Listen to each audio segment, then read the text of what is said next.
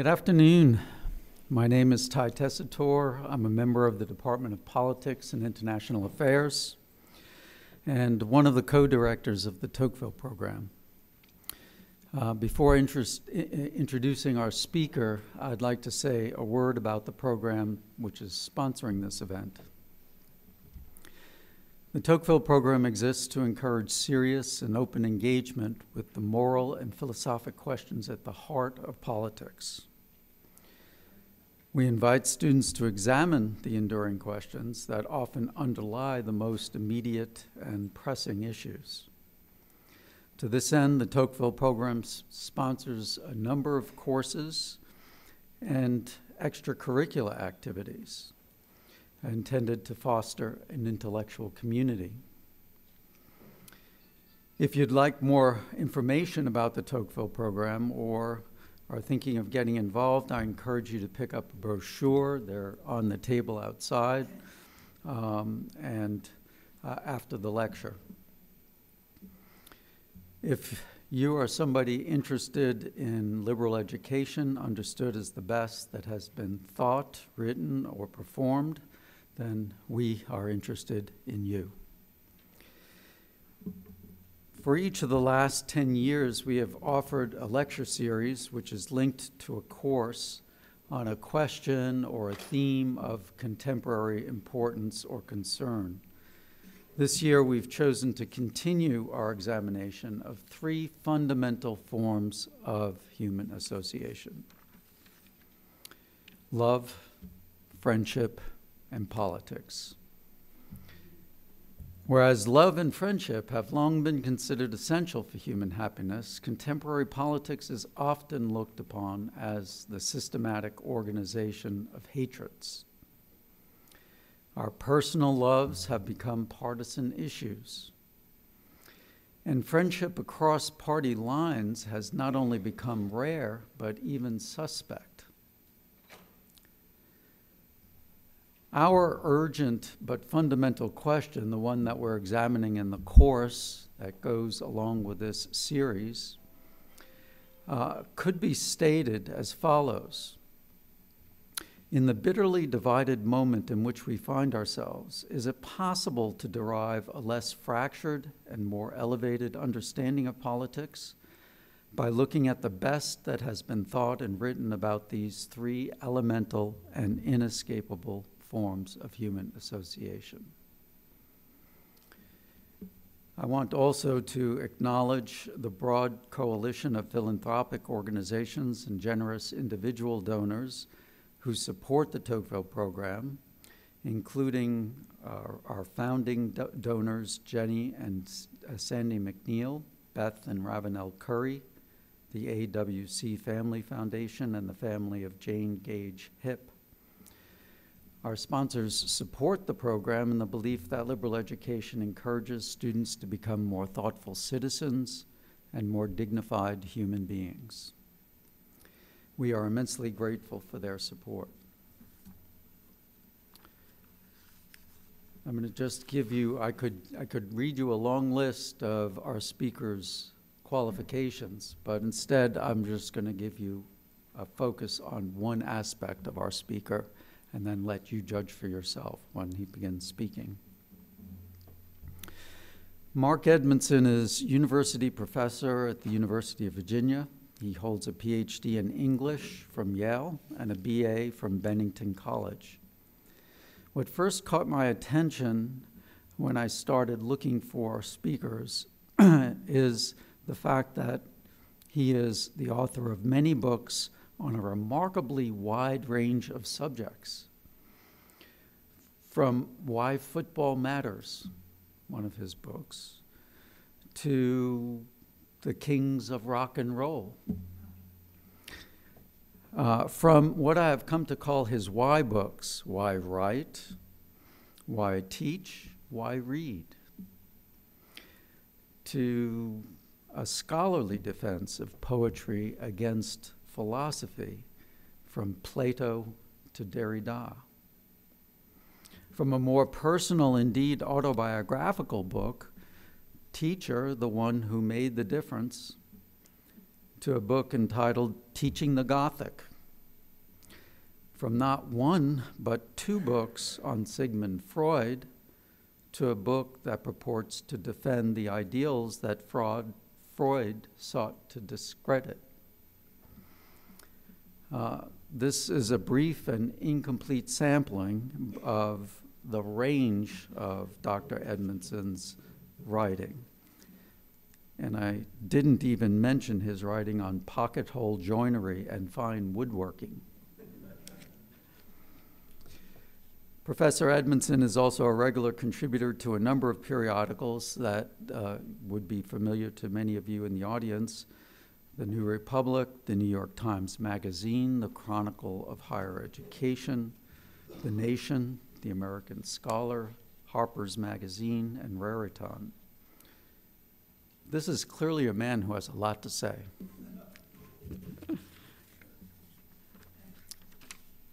Even more remarkable from my point of view, as I worked through the Western tradition as it's presented in his book on Self and Soul, I found his argument had several resonances with what I had learned over many years through the lens of political philosophy. And he's an English teacher. That has never happened before. I think this is because Dr. Edmundson has a penchant for raising fundamental questions and situating the greatest authors within an ancient and ongoing conversation, one that we can still join. His willingness to do so has the advantage of bringing into view some less familiar but potentially more satisfying understandings of what constitutes a good human life, understandings that are still in principle available to those with the courage, compassion, or intellectual fortitude to pursue them. I would add that Professor Edmundson's writing is simultaneously thought-provoking and a delight to read. It's characterized by both depth and wit. For these reasons, he seemed the ideal person to kick off a lecture series that encourages students to learn about and draw upon the full range of resources that characterize a genuine liberal education as you begin to embark on your own quests to find lives of meaning and purpose. Please join me in welcoming Professor Edmundson, who will be speaking about his book, Self and Soul, A Defense of Ideals.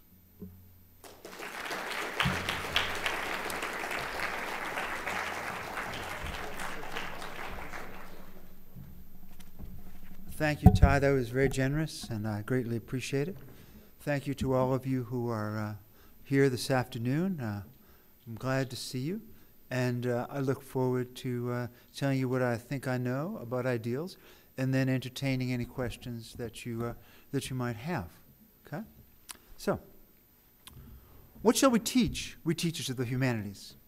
What kind of knowledge here and now in America, 2019, is most worth having? What questions shall we ask of our students? And what questions of ourselves? And how shall we ask them? What allies shall we call forth from the past? We aspire to be mentors? Fair enough. But who shall our mentors be? What shall we learn, we students of the humanities? And we know well that teachers and students are often one. What shall we demand of our teachers? What shall we demand of ourselves? I begin, as I inevitably do, from personal experience. When I look out into the faces of my students, and especially those about to graduate, and now, as you know, matters are such that even first years feel the pressure of impending graduation, what is there to be seen? Chiefly, I see 2 potential attitudes to the future in my students. To put it very crudely, they feel that they can take it, or they can leave it. Take it. What does it mean to take it? To most of my students, if I have it right, taking it means questing for success.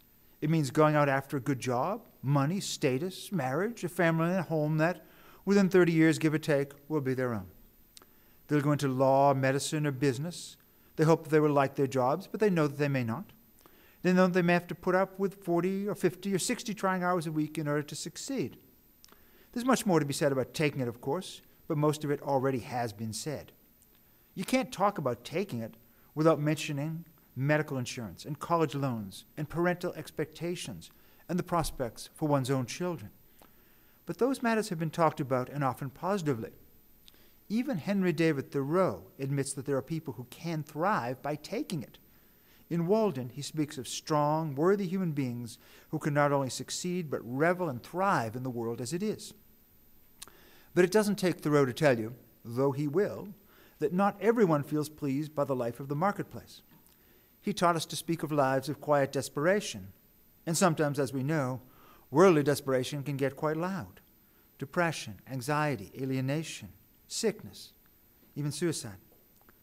Thoreau talks about those who make themselves ill laying aside resources against the day of their impending illness.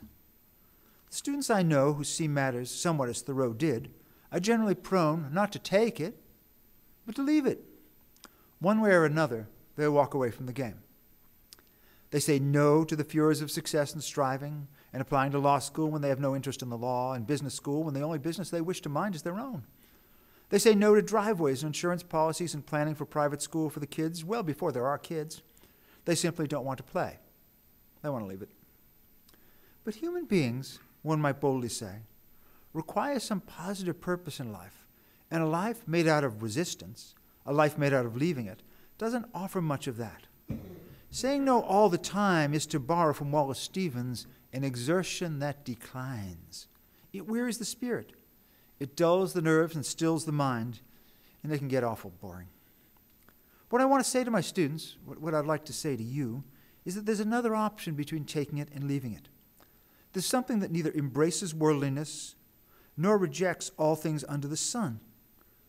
There's something, another kind of life, and we humanities teachers ought to make that kind of life available to our students, and dare I say to the world, with all the resources we possess. I mean the life of ideals. I mean the life that takes a high standard as a guide. I mean the pursuit of courage and truth and compassion and maybe, creative achievement in art. I mean neither worldliness nor alienation, but embrace of the ideal. But to embrace an ideal, it is first necessary to know what an ideal is and what it is not. Now, what do I mean by ideals? I can answer this question better with examples than with abstractions. The examples will come from literature and philosophy and religion, the areas I know best. These are moments, 3 of them altogether, that fascinate me and move me, and that in my time teaching have never failed to move my students. Some have felt admiration and awe when they've encountered these moments, but others, I'm not going to lie, have felt repulsed. They've felt pushed away. In any event, they are not moments that usually provoke indifference. One of these moments comes in Homer's Iliad. It's a scene that involves the Trojan hero Hector, his wife Andromache, and their baby boy Astyanax. Hector has come striding in from battle, cased in bronze armor that's filthy and covered in gore. He's wearing his helmet with its great horsehair plume. Andromache runs up to greet him, but his son, who's being held in the arms of a nurse, explodes in terror. Who is this giant, this monster? Who is this terrifying form? Hector hears his boy's cries and immediately understands the cause. He lifts the great bronze helmet from off his head. Immediately, the boy stops crying and jumps into his dear father's arms. Hector is a magnificent warrior. The Trojans have no better or stronger one. But as we see, he is also a father and a loving husband. He and Andromache talk together as the scene unfolds, and it is by far the most intimate and loving conversation that we hear in the entire poem. Hector, we find out, believes that he will die in the war with the Greeks, which he will. But he knows still that it is his duty to defend his city. He'll do it with a high heart and as much intelligence as he can muster. Hector knows something else as well. He knows that he is not a natural warrior. I have learned to stand in front of the front ranks and not to falter when the enemy comes forward, he tells Andromache and us. Hector has had to learn to be a fighter. His depiction of the poem bears this out. We sense that as great a warrior as he is, he would have been better still as the city's prime minister, and then in time, after the passing of his father, King Priam, as its king. He can be calm and restrained. Helen, the supposed cause of the war, says that he is only one of the 2 men in Troy who treat her with courtesy, and he does. The other is King Priam. Yet Hector sees that he has been born into a time of war, so a warrior is what he becomes. He risks his life and eventually loses it in the struggle to defend others who are weaker than he. That the struggle is a losing one, the Greeks of course take Troy, does not make Hector's efforts any less heroic, any less noble. Hector is what we now would call a citizen soldier. His first calling, it seems, is the life of peace. But when war comes, he steps forward, though he has to acquire the warrior's craft, unlike his great antagonist Achilles, who is clearly born for war. Hector is the archetype for all those men and women who, though they would rather live the life of peace, step up when they see that their country is threatened. They're ready to sacrifice their lives to defend themselves and defend others. The troops who went off from America to fight World War II were often citizen soldiers. When asked, they usually did not say that they were out to rid the world of fascism or to conquer evil. They were inclined to say they wanted to do their jobs and then come home. But beneath their extreme modesty, there was often, I believe, a gallantry not unlike Hector's. They were ready to die for their country and their friends. Thousands of years of history and literature tell us that this willingness to defend a noble cause is one of the highest callings a human being can answer. It is an ideal. The ideal becomes difficult to pursue, granted, when it is not clear to what degree the purported enemy actually threatens one's nation. Hector's ideal becomes questionable when it is not certain that the conflict at hand is just. But as one enters adult life, it pays to consider the ideal of bravery, to show its serious respect, and to be open to engaging it. People who commit themselves to the life of military honor can, and sometimes do, live with a fullness and intensity that those who serve themselves and only themselves cannot imagine. The ideal of honor is not only alive in the military. Fighter fires and policemen and women are called upon to be ready to give their lives for others, and sometimes they do. At the end of a successful life in business, a man or woman may have made millions of dollars and have invested it well. A firefighter may have pulled 2 or 3 or 4 people from fiery buildings. He may have saved many lives. He probably has. Who rests more comfortable at the close of life then? Who nurses the most justifiable pride? Are policemen and soldiers and all who commit to the heroic ideal susceptible to corruption? Of course they are. Cops take bribes and worse. Soldiers fail to do their duty. In some cases, they do worse than fail. They fight dishonorably and they commit atrocities. They let their friends down. Ideals are always susceptible to corruption and also to fraud. Men claim that they have done heroic deeds they have not done. They pretend to be great soldiers when they are at best mediocre ones.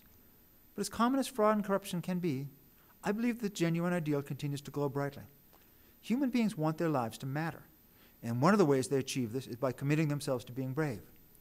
They commit themselves, they struggle and they strain, and some of them reach the ideal.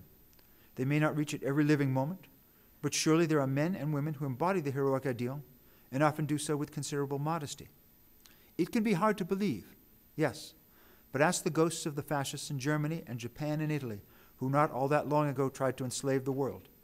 Ask them if it's not so. I said that the marvelous moment in Homer, when Hector commits himself to go on defending Troy despite his fears, and despite the fact that on some level he is not entirely made for war, concentrates one ideal, the ideal of courage. But the military ideal isn't the only one that will face you as you look into your future. There are peaceful and humane ideals as well. One of those ideals is glowingly manifest, at least for me, during a moment in the trial of Socrates, as Plato, his great pupil, unfolds it. Socrates has been accused of corrupting the young. It's said that he has denied the existence of the gods, and that he's teaching the youth of Athens the way to make the weaker argument appear to be the stronger. He's up on trial in the Athenian law court, and as you know, if he's found guilty, he will be executed. Socrates is innocent of the crimes charged against him. He doesn't dishonor the gods. In fact, he doesn't really have much to say about them.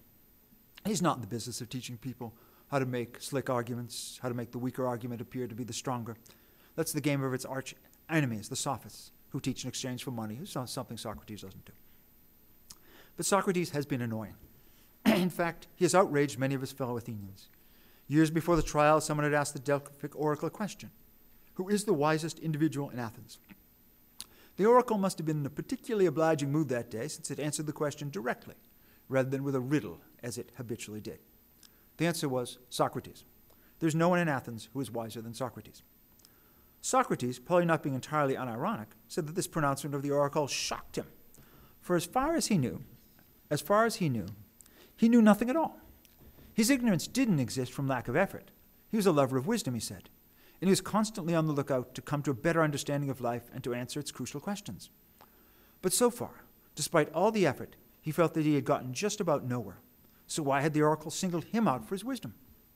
Socrates had to know. He went around questioning the citizens of Athens one by one. He asked them what they thought the good life was. He asked them what true knowledge might be. He asked them to define piety and justice. His fellow citizens thought that they knew the answer to these questions. But when Socrates pushed them and posed objections, their convictions began to look rather silly. Their thoughts were self-contradictory. Their arguments were full of holes. You can imagine how popular this made Socrates. Even worse was the fact that a group of young men, which included the great philosopher to be Plato, followed Socrates around and listened to his interrogations. They found them humorous. They laughed, probably sometimes guardedly, sometimes not so guardedly, at what the purportedly wise men among the Athenians actually amounted to under Socratic questioning. The questioning and probing and bothering that he did day to day was surely the basis of the resentment against him that gathered in Athens and provoked his trial. The sniggering of Plato and his buddies could not have helped much either. At his trial, Socrates said that he thought of Athens as a thoroughbred horse, strong and beautiful. The horse had magnificent potential, and in fact had already done remarkable deeds. But it had a propensity toward laziness and self-satisfaction. Socrates saw himself as a tiny, buzzing creature, a gadfly, inconsequential in himself, but necessary to keep the beautiful horse from dozing into fat complacency. It was Socrates' vocation to deploy his stinger around Athens. Socrates said that asking questions and helping people love wisdom and virtue, that is, if they could figure out what wisdom and virtue might be, was his vocation in life. He'd been born to do this. And then he says something rather outrageous. He says that he can no more leave off asking his questions and buzzing and stinging than Thetis' son could leave off his vocations, which had been bequeathed to him by the gods. Thetis' son is the great Achilles, the archenemy of Hector, and perhaps the most formidable warrior who has ever lived. Achilles is the soldier's pole, to use a phrase of Shakespeare's. He sets the standard for Western warriors for all time. Alexander the Great lived to emulate Achilles. Achilles was never far from Julius Caesar's mind. Socrates like Achilles? How outrageous! Socrates was homely and poor. He had no noble lineage. His mother was nothing like Thetis, a sea goddess. Socrates' mother was Pharinete, a midwife. His father was a stonecutter. Achilles' father, as you probably know, was Peleus, a king, formidable with his spear. Socrates was married to Xanthippe, who was forever scolding him, and once supposedly became so exasperated with his ostensibly indolent ways that she threw a plate of, yes, urine at him. But Socrates says it directly. I am like Achilles. He is like Achilles in that he has a duty to himself and the gods. And Socrates suggests his way of life is no less important than the way of the hero. The quest for wisdom matters, and it matters as much to the world as the quest to be a hero. Then Socrates takes a step toward proving it. And this is the moment that I want to emphasize in particular. You might tell me, he says to the court, that if I'd stop my questioning and stinging and wondering aloud, you'll let me go home and let me live my life in peace. You might imagine that I'd relish the chance to go on living under such terms. But I wouldn't. As soon as you let me loose, I'd be back doing what I do, looking for wisdom. That's my destiny, just as fighting the enemy was the destiny of Achilles. So, Socrates continues, if you want to stop me, you're going to have to kill me, which the citizens of Athens vote to do. They decide that Socrates will have to die for the crime of thinking for himself and trying to understand who he is and what men and women are and how they should live in the world. Socrates comes to no conclusions about these matters, but his great pupil Plato, who liked to follow Socrates around and watch him work the Athenian bigwigs, did come to some conclusions. He kept asking himself the kinds of questions that his great teacher had asked, and he finally became satisfied that he could answer them. In doing so, I'm sure he had Socrates in the back of his mind. He wasn't going to let what the Athenians had done to Socrates put an end to philosophy. He was going to carry the game through. Socrates matters a great deal in and of himself, but perhaps he matters most because he makes Plato possible. Socrates comes on the scene to rid Athens, and through Athens, perhaps the world, of overreaching error. He's the ultimate figure of doubt. But the philosophical ideal is more than exposing error. It is also about the pursuit of truth. Socrates sets the stage for the pursuit of truth. Plato enacts the ultimate drama of the quest. How should we live? What sort of inner life is the best? How shall we govern ourselves? What sort of state is the most just? What is the correct relation between women and men? How shall we raise our children? What part does art play in life? What shall we do with and about music and poetry? In his major dialogues, and particularly in his masterpiece, The Republic, Plato seeks to answer all of those questions and more. Socrates found that his fellow citizens lived amidst incommensurate and misleading ideas, feelings, and opinions. He saw their minds composed of cobwebs, and he blew the cobwebs away, or he tried. But what to do with a mind that has been fully cleansed? To Plato, the answer is obvious. begin building. Socrates' effort is what we might call deconstructive. Plato steps forward into the blank that Socrates has made and begins a grand reconstruction. Doubt is not enough for Plato. He seeks more than irony, more than skepticism, more than worldly detachment. He seeks truth, and not just truth for the present day, or for one class or race or gender, but a truth that will be true for all. Those who follow in the steps of Socrates, or think they do, and spawn only doubt, do not, I believe, work in the true philosophic tradition. The stage of doubt is critical, one affirms, but men and women cannot live by doubt alone. They need truth, or aspirations to truth. And this truth is the goal of the philosophical ideal. Socrates was right. There is no higher one. Everyone after Socrates and Plato who seeks knowledge is an heir of theirs and owes them gratitude. Whenever a young person pursues truth with the aim of helping not only herself but other men and women, Socrates and Plato are there, somewhere in the ether, rooting the quester on. Every humanist who tries to tell the truth about the world she sees before her and how it might be a better place is an heir of Plato and Socrates. But every scientist who works to end disease or develop our powers to feed ourselves or drink decent water is too. Those who pursue learning so as to make better the world are heroes. They are as noble as the son of Thetis. Socrates suggested as much, and I believe that he was right. The life of the hero and the life of the thinker have for us in the West their prototypes in ancient Greece. But the third of the great ideals makes itself manifest 400 years after the death of Socrates, and not in Rome, the then center of the world, but in Jerusalem. The ideal of compassion was not unknown to the world before the time of Jesus Christ of Nazareth. The Buddha lived 500 years before Jesus, and the Hindu wisdom that he drew from went back much further in time.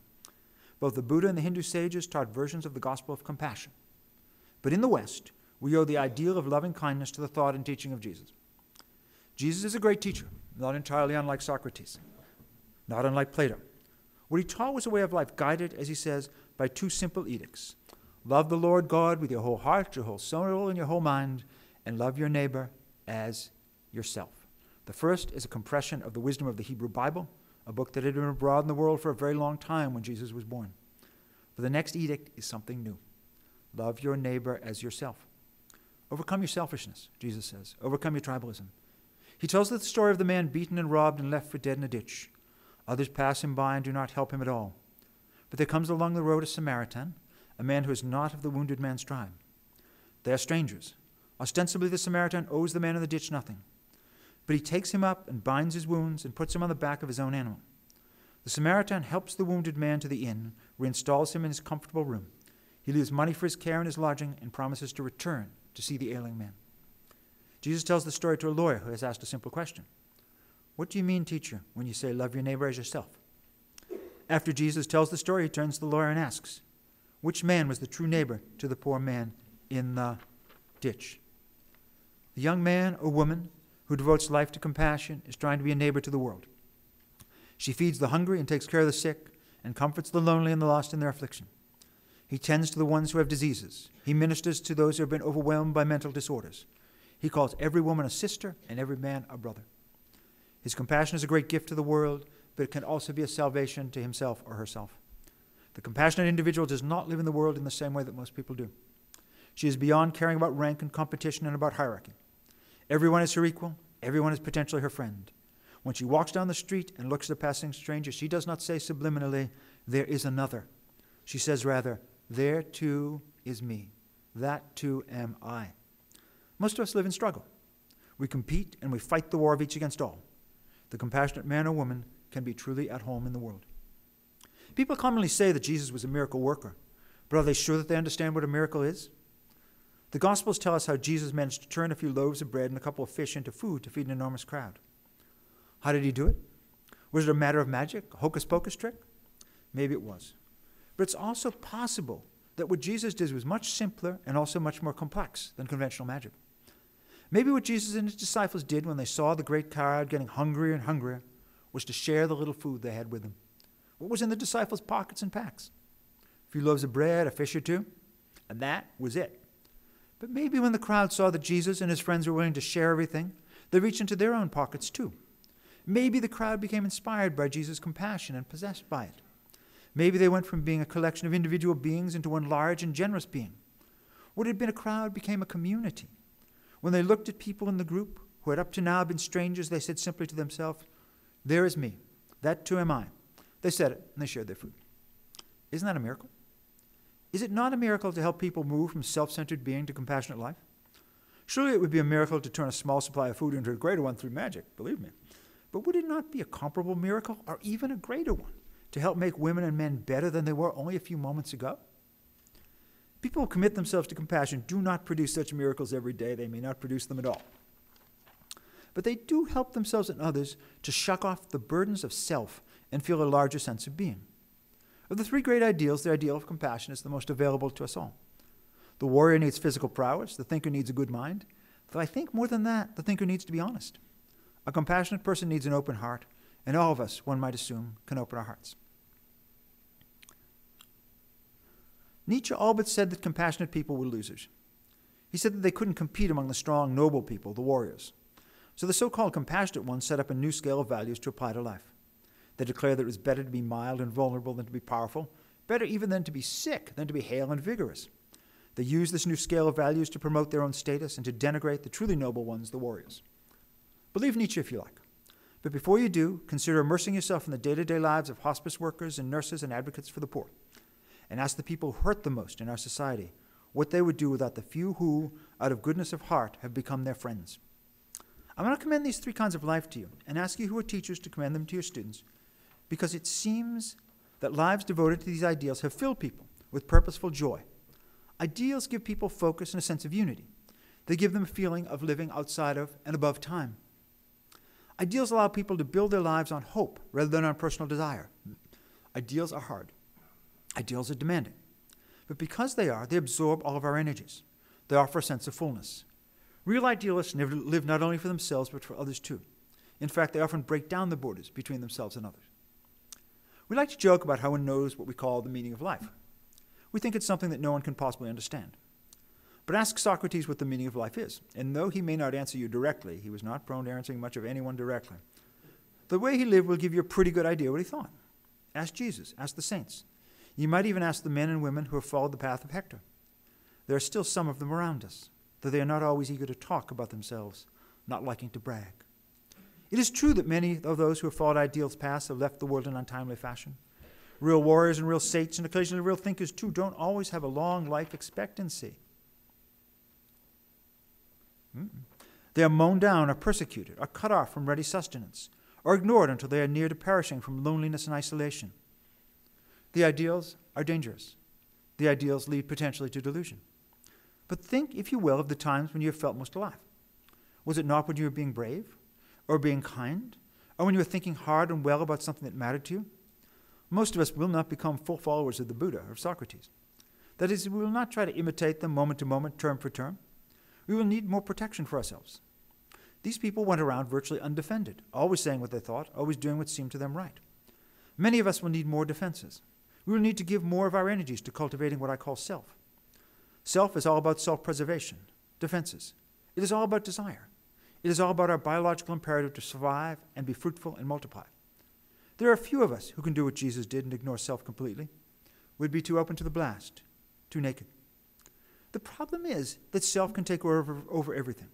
We say that we'll work for the corporate firm for a few years, pay down our school debts, and then launch our mission for the poor. But we come to need the suit and the briefcase, and the luxury lunch tastes too good to give it up, at least today. Also, our culture is there ready to tell us at all times that being a successful businessman is as good as being a hero. It will tell you, too, that contributing to the church and obeying all the thou shalt nots can create a spiritual life for us. We'll be told it's as good as living for the poor. And we'll be informed from all sides that learning what we need to know so as to succeed and to butter our roles and then to rebutter our roles is really acquiring knowledge. We'll be told that strategizing with a friend about how to get ahead is thinking, as it took place when Plato and Socrates talked. Most of us now seem to feel that making a great deal of money is the very best thing in life. And we may teach this, however, indirectly to our students. When they are surveyed, the majority of graduating college students says that they would love to be rich. But where do riches come from? I think that we pay the highest salaries in our society to a certain sort of person. This is a person who is very, very bright, very energetic, extremely focused and motivated. But it is also a person who is willing to live without the satisfaction of the ideals. She is someone who will never be able to come back from a day's labor and say, I was brave, I was compassionate, I sought the truth. Our culture now is adept at synthesizing ideals. It gives us martial video games to play so we can imagine we're brave. It floods us with information and faces us with no end of news and commentary by people called pundits, so we may believe that we're wise. Before us rise impressive churches, and at their fore stand ministers who issue commandments and tell us about a fierce God of justice and renunciation. Where the ideals should be, they're the simulation of ideals. They're counterfeit. For that is what culture often is now. Culture in the West now is often the counterfeiting of the ideal. Students now are encouraged by the people around them, their teachers included, to choose a profession. My advice is different. I say rather choose an ideal. Choose compassion or courage or thought, or have the wherewithal to say that you are not attuned to ideals or do not believe in them. I think that's a perfectly viable option. But first pose the question. If you see that compassion is your ideal, then choose a job that will let you be compassionate. Don't choose a job and see if it might be hospitable to compassion. Choose a virtue, then find a job. And you don't have to be pretentious about it. What do you want to do after you graduate? I want to help people. That's compassion. What do you want to do after you graduate? I want to protect people. That's courage. What will you do? I want to continue my education and make some discoveries. That's thought. You don't have to tell people you want to save the world. You don't need to say that at all. Teach the ideals. That at least is what I think teachers of the humanities should be up to now. But teaching does not mean indoctrination. We're not here to inculcate ways of life. Question the ideals from every possible angle. Let Freud, who hated most ideals, have at them. Let Nietzsche and Marx, and if that's too highfalutin, expose the ideals to the gaze of the wised-up guy or gal on the street. Take aim and fire. Give the ideals your best shot, but make sure you give them a fair hearing too. Get them out there in their full glory and danger. Above all, I would say that we must not let our students accept the world of the self without a long and careful look at the great ideals. Every generation has the right to its own plebiscite about the self and the soul. My generation overall has retreated from ideals and created a world of self, but we should not be allowed to make that decision for the young. Maybe ideals indeed are too dangerous. Maybe they are too often conducive to fraud. Perhaps all the debunkers and deconstructionists and pragmatists and the high priests of worldliness have it right, and that life is best lived in careful, measured way. Maybe it's true that we should protect our families and pursue our pleasures and cultivate our gardens. But maybe it's not.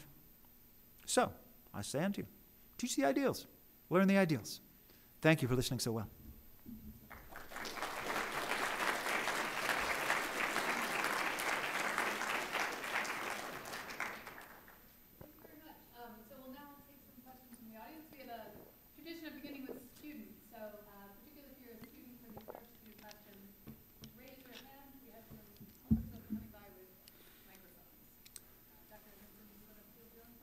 Sure.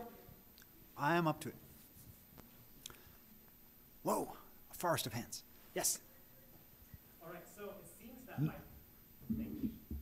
it seems that by positing the ideals, you're trying to find an area of human experience that has transcendent meaning. You're trying to escape nihilism.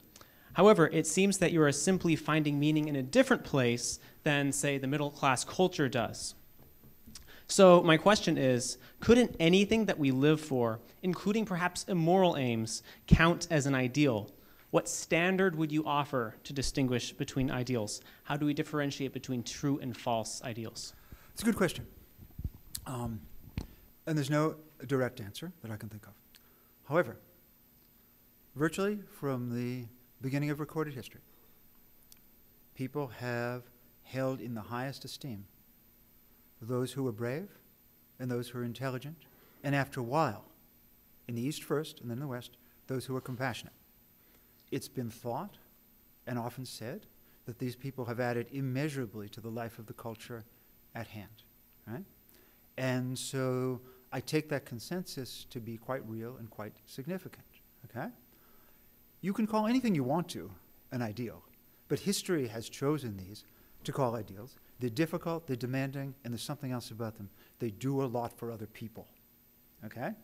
So you can call middle-class life an ideal if you want to, but is it difficult? Maybe. Is it demanding? Maybe. How much does it do for other people? Mostly it does stuff for yourself and your family, those around you. That's okay. If you want to live that kind of life, it's perfectly fine. But you need to pose the question of ideals, it seems to me. Have I answered the whole question?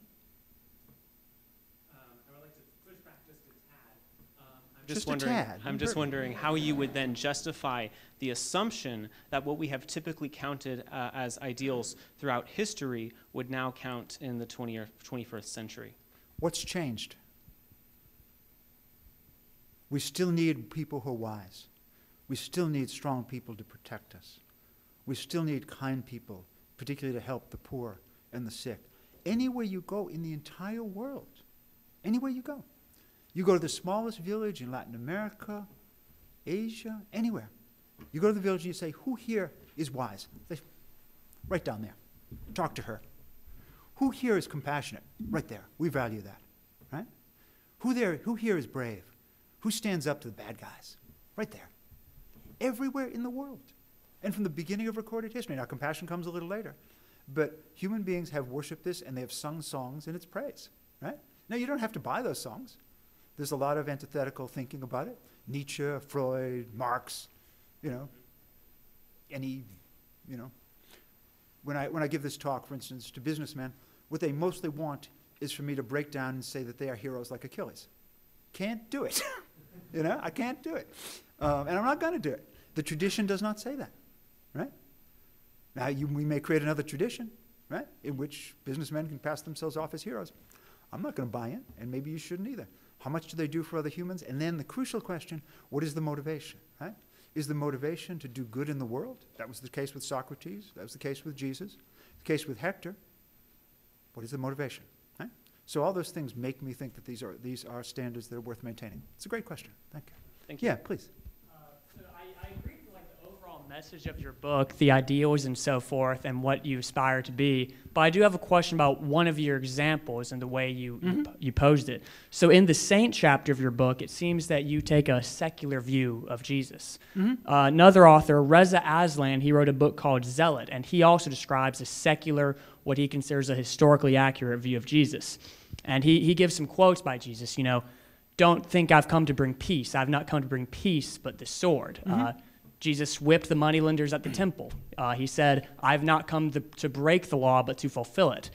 Now, from these quotes, it seems Jesus is not so much a very peaceful, compassionate saint. In Christianity, Jesus is Yahweh, which I believe at the end of your book, you try to push back against people associating the two together. On a secular model, though, Christ seems more to me from those quotes like a failed hero than a saint. So, how do you reconcile your interpretation of Christ with a man who claimed to be Yahweh? And how can you ask Christians, the religion of ideals, to think more of Jesus and less of Yahweh? Okay. So it's two good questions. The first one is Aslan's Jesus, but many other people's Jesus too, comes with a sword. He's the one who kind of picks up the whip among the money lenders. It's the only time he loses his temper in the book, except he blasts a fig tree for no reason we can figure out. The question in all of your reading of the Gospels is what is literal and what is figurative? Do you know what I mean? What is literal and what is figurative? Can the sword be a metaphor for a strongly felt and strongly committed form of gospel? I think it can be, right? And I think you would probably have to admit, though Aslan doesn't, that the overall direction of Jesus' message is toward compassion. There are instances that move away from that, but it's almost a dead certainty that constantly the gospel is the gospel of love. Do unto others as you would have them do unto you, right? So you can find exceptions, but that seems to me the overall tendency. One of the great mysteries of all time to me, and I stand in the minority in this one, I think most people in the room will disagree with me. However, on my side I have William Blake and Schopenhauer, and now I'm running out of allies, is that there is an incommensurability between the Hebrew Bible and the Gospels, right? The Hebrew Bible is content with violence, revenge, and the worship of a God who is radically violent, right? The God of the Hebrew Bible decides at one point that it would be in the interest of what? The law, his own divinity, to drown every single person in the world. And he does it. Just imagine what it's like to drown. It is not pleasurable. Everybody. That is a Holocaust, straight up, right? Can you imagine Lord Jesus ever getting behind a Holocaust? The destruction of every living being in the world except for Noah? Fine fellow though he no doubt is. So I see considerable incommensurability between the two. There have been political, social, and cultural reasons to fuse them together, and I appreciate those, But ultimately, I think that the Gospels are closer to the Buddha and to the Hindu text than they are to the Hebrew Bible. I think the image of the Hebrew Bible, the image of Yahweh, is of the greatest importance. It's a figure of fate, the implacability of the universe, and it's a profoundly poetic and distressing image. But whether I want to use that to shape my life, or the gospel that tells me that I need to love my neighbor as myself, well, that's an open question. But I don't see them as compatible. Now, one of the pressures that is on the story about the Samaritan, as you probably know, is that the Samaritan who helps the man in the ditch is, in all probability, to the ears of those who hear this parable, not a Jew, right? So we're talking about a form of compassion that goes beyond the tribe, goes beyond the group. You don't hear much about that. You hear about honest dealings in the Bible, and you hear more about respect for one's neighbor in the Torah.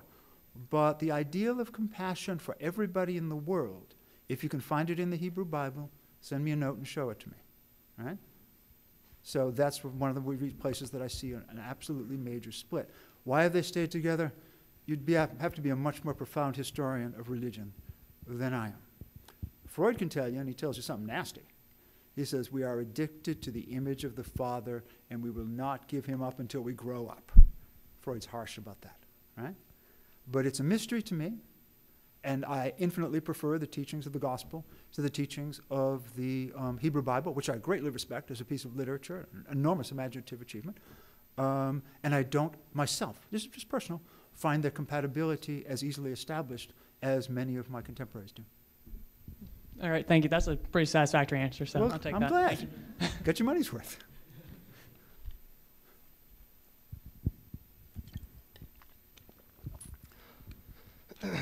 So in response to the previous question, you were mentioning the incompatibility between the compassionate ideal that we see displayed in the Christ of the New Testament and the radically violent ideal we see displayed in the Yahweh of the Old Testament. Slow. Sorry, not ideal, perhaps a radically violent model that we see Dimension. displayed. Dimension. Okay. Of what? Yes. Okay. So you're saying that these two figures or these two pieces of literature are incompatible. However, in your text and in your speech, you mentioned two ideals, the hero ideal and the compassionate ideal. One of those, as you model with Achilles, involves radical violence, which you did talk about in your text. The other involves, like you said, love your neighbor as yourself, a kind of nonviolent, non-resistant ideal. How is it, going back to Mr. Lugo's question, that we are to choose between these ideals? Is it purely arbitrary? Well, those two ideals are incompatible humanly, one with the other. But any kind of a good society, it seems to me, needs some people who are wise, some people who are compassionate, and some people who are brave. And they are different people, often, right? How do you regulate them? Well, you create a sort of government that allows the brave people to exhibit their bravery, but only when it is absolutely needful. I think that every society needs some artistic and creative people, too. But often they will not, as they develop themselves to the full extent of their talents, they will not be courageous in the way that Hector is. They will not be compassionate in the way that Jesus is. And they will not be wise in the way that Plato is. And it's to be natural in any given culture, even one that is ideal and stimulates the ideals, for there to be tension among these various ideal types of human beings. The rulership has got to know how to work that tension and how to make people flourish and function at their best as they fulfill their ideals. So you've got to make sure, if you're the president, the king, the Congress, that you send your soldiers only to just wars. You've got to make sure that you reward authentic thought rather than ersatz thought. You've got to make sure that you try to figure out what counts as real compassion rather than, to use one instance, what the Buddhists call idiot compassion, and do what you can to further that. These people are not going to be completely at peace with each other, but they can be brought around to understand that they're part of the same overall enterprise, the way that Plato does, right? Hi, Dr. Edmundson. Thank you so much for your lecture.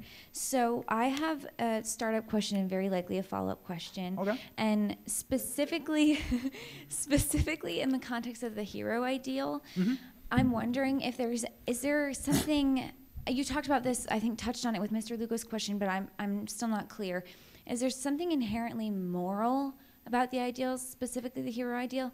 Or is morality and the idea that they are tied to the good, is that dependent on what cause the hero ideal is used in favor of? Is it tethered to the context, or is it inherent in how you define the hero ideal, specifically in the example of Achilles? Yes. It's very difficult in deep water. And on a fundamental level, I don't know the answer, but I'll do the best I can to offer some kind of an overview. It seems to me that it's pretty easy to celebrate the Hector-like individual. He stands up for his family and for his state. He's decent and humane. He dies relatively courageously, give or take. And he is pretty readily admired. I think that most people who live in a more or less middle-class culture, have middle-class values, could nonetheless say, yes, that's an ideal, I respect that. It's the way we think about the people who went off to World War II to fight the fascists, okay? Then you have Achilles, who is a different sort of person and a different sort of, perhaps even a different sort of ideal. He is not such a nice fellow. He is vain and difficult, self-vaunting, prideful. But what he does is to say, I am going to be, and this is very Greek, and it's very difficult for us to assimilate, I am going to be the best. There will never be a warrior like me, and I will do everything I can to achieve honor, right? I will do my duty in every regard, and when the moment comes for me to die, achieving honor, I am ready to go, right? Now, that's not a congenial ideal to many people because of the excesses that they see in Achilles. And yet, I wonder if a nation can protect itself only with Hector. I wonder if we don't need a few of those guys too, right? I mean, if you're out there in the world of warfare, and you've got to have one person leading you and exemplifying what you're supposed to do, who do you want to go out with? I personally, I go with Achilles. Because when he fights Hector, who wins? Achilles does. It's a bloody way of thinking about things, and I'm not fond of it, really, but it's where my thinking about this takes me, right? Achilles knows exactly what he's supposed to do. He's supposed to fight bravely, risk his life every moment, avenge every wrong, always stand up for his own honor, and die. He's always ready to die, always ready to die. And I find that foreign, but striking, and in a certain way, not so much admirable as something that fills me with awe, right? And I also wonder, don't we need some of those around? You know, there are certain things that have to be done in this world, I think even in the interest of justice. Can you send Hector to do them all? I'm not sure. I'm not sure. But the follow-up is? So as far as the original question being, are they inherently moral, is your answer then, what's the answer? Yeah.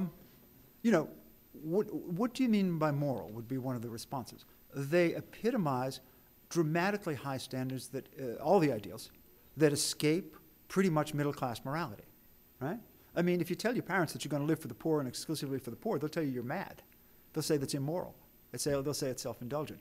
So these things, I wouldn't call them transcendent because they don't refer to any particular supernatural realm, but they aren't necessarily moral in the way that we think of what it is to be a good citizen. So maybe I'll expand on what I struggled with while reading your text, and that might help give context to the question. So sure.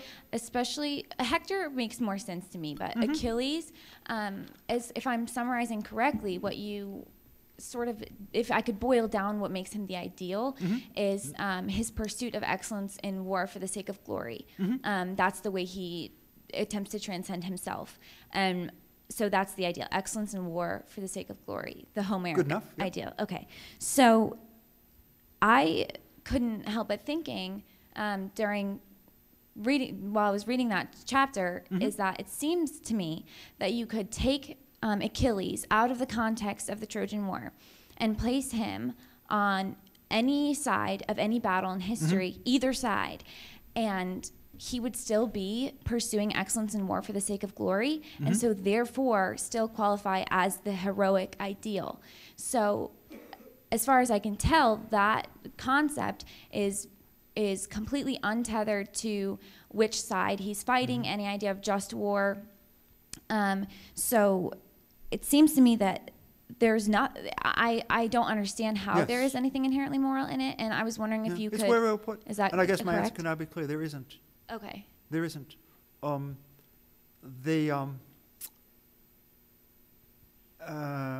One hopes he's on your side. One hopes he's persuaded to the good, the right, and the just, but he may not be. Is he still admirable? He still inspires awe. Okay? So. Now, that's the high Okay. note.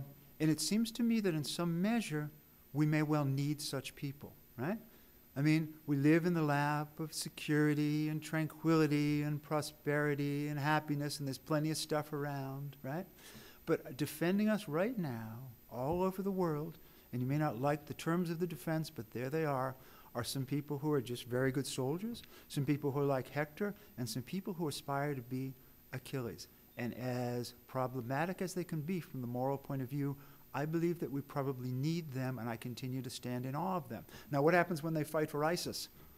I stand in awe of them, and I hope we get rid of them as soon as possible. So they.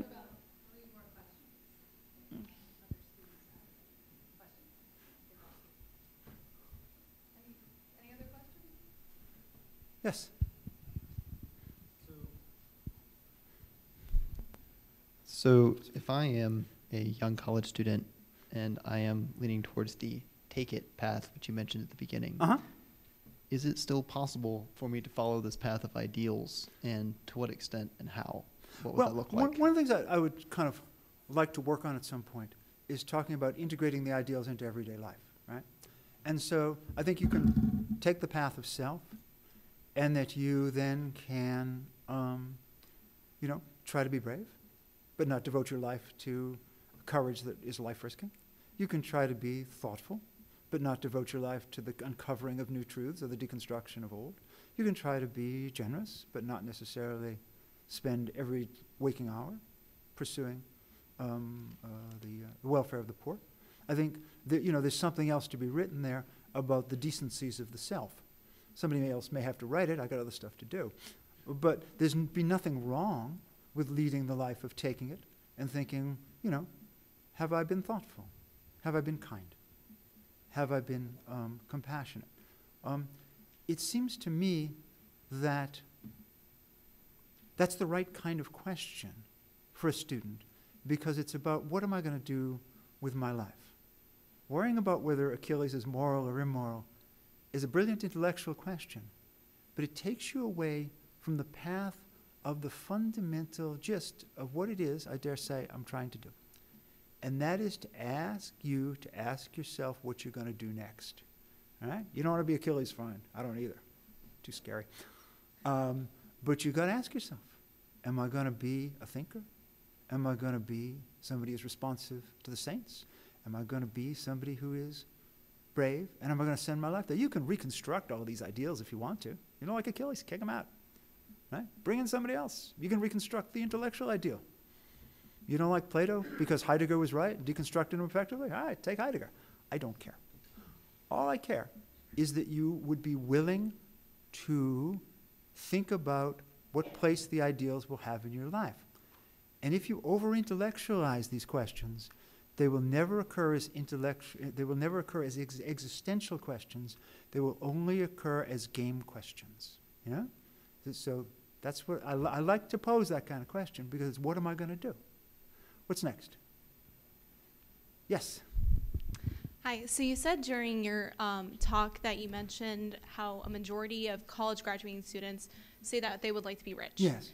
And if they say that is not as thoughtful or virtuous.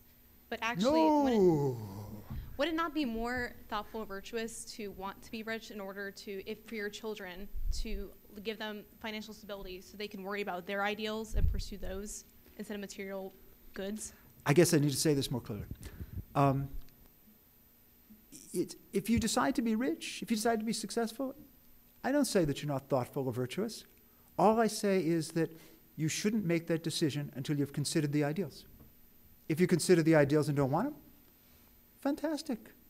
I don't care. Is it wrong to want it before you know your ideals? Is it wrong to want what? To want to be rich before you know what your ideals are. I think that if you don't pose the question of ideals, you're missing the lifeboat, right? Just pose the question. But you can say, no, I don't believe in ideals. I read Nietzsche on ideals. I read Freud on ideals. I looked at them skeptically myself. I don't buy them. I think most of these people who call themselves idealists are frauds. Cool. Or else, I'm not made for this. I haven't got this kind of stuff. When I see people suffering, I say, yeah, okay, I can do a little bit, but, I'll see you next Friday, right? If that's how you feel, that's fine.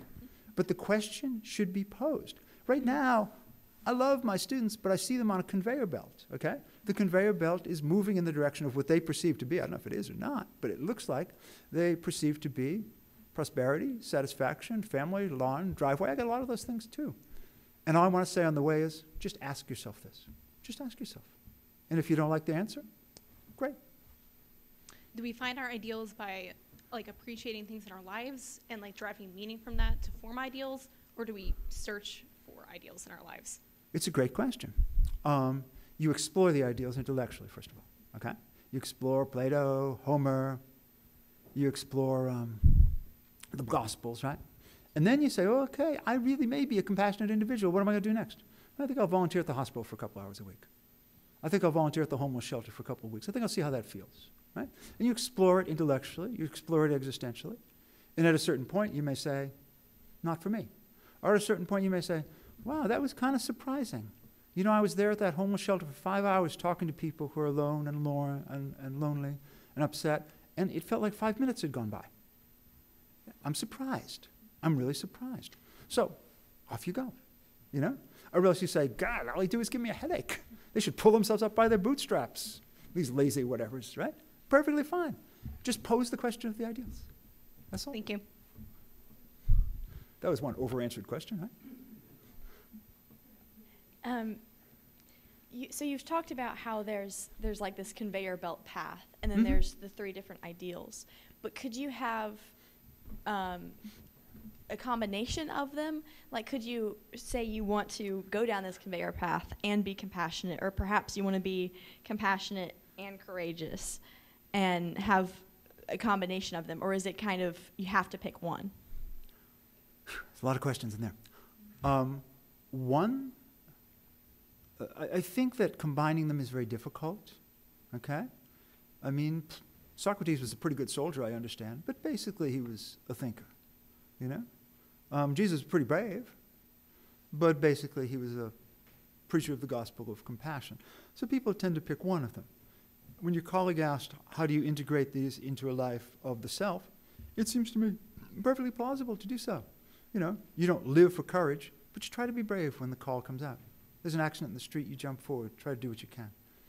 You're not living for compassion, but when somebody beside you breaks down in terrible mental illness, you step forward and you do what you can, So there's kind of a diminished, a humane form of the ideals. And there is the overall devotion to them. Very few people will be able to devote themselves to ideals 100%, right? We remember the people who did with a certain amount of awe and a certain amount of trembling, too. So does devoting yourself to one specific ideal, like when Socrates is devoted to philosophy, he took no money for it and kind of lived off all his friends. So would that require that? So if you live 100% for an ideal, do you have nothing else? Well, 100% might take you there, but I think of myself, for instance, as living in some measure for the ideal of knowledge, wisdom, learning. But there's also a part of me that is self-oriented and wants to survive and make sure my family is in reasonably good financial shape. It's not my main objective at all. I'm surprised, given what I started out trying to do as a young man, that I have a job and an income at all. I'm delighted that I do. But you say, some people say, well, in order to be a Christian, you have to act like Jesus, and I can't act like Jesus. That's too much. No, you don't really. But the closer you get, the better, maybe. The closer you get, the better. If you can sustain it. But if you can't sustain it, why go? These are tricky questions. But at least they're questions that matter, right? Okay, I think I'd like to ask one last question. Because I'm by all means. a little skeptical that you've been claiming that you don't really care which ideal we choose, or even if we choose an ideal at all at the end. Mm-hmm. And I just can't quite believe that. Uh-huh. If it is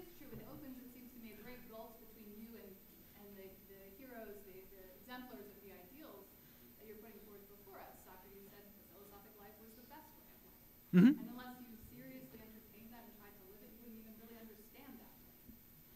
And so, are you serious about not what ideal we choose?